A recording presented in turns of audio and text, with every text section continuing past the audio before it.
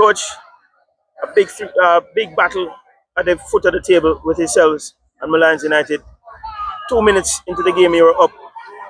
A lot of chances created after that, but just not getting this win this afternoon, which would have been vital in a quest to avoid the relegation battle.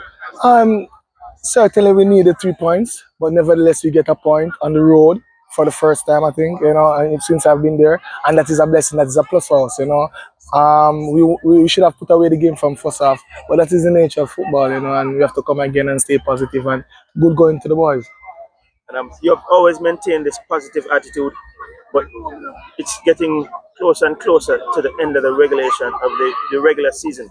Are you worried about where it is that you still are in that drop zone? Worried, I don't use that word worried. We always stay positive on the mission and the objective that we're on.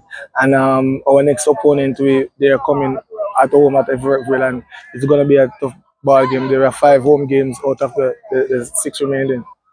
And it says, and it suggests, based on what you've just said, that you believe that with that number of home games, that you'll be able to dig yourselves out of trouble and be able to avoid the drop. Definitely. So, with home advantage, whenever you come down there, we play energy. It's good, but on the road you can see, we go up 1-0 for the first time, and we get a point on the road. So it's a blessing and point going forward. We move again. Anything I think could have done, coach, to get the 3 points here this afternoon?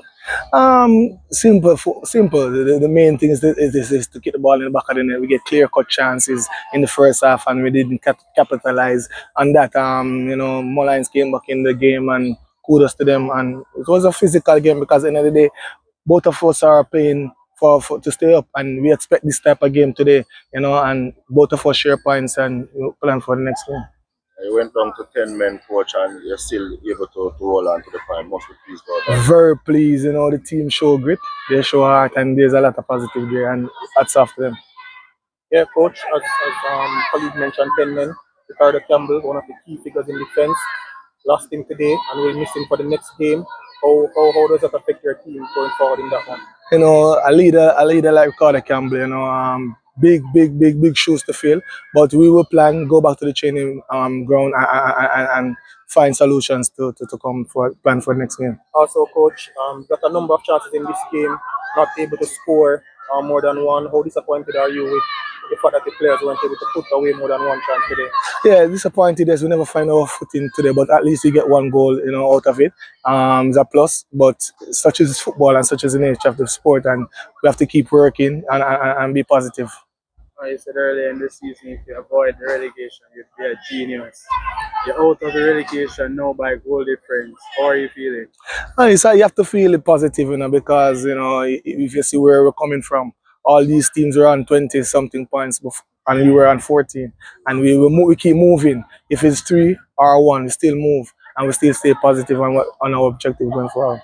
And how are you feeling now with this set of players? Know that you're very disappointed in their performances.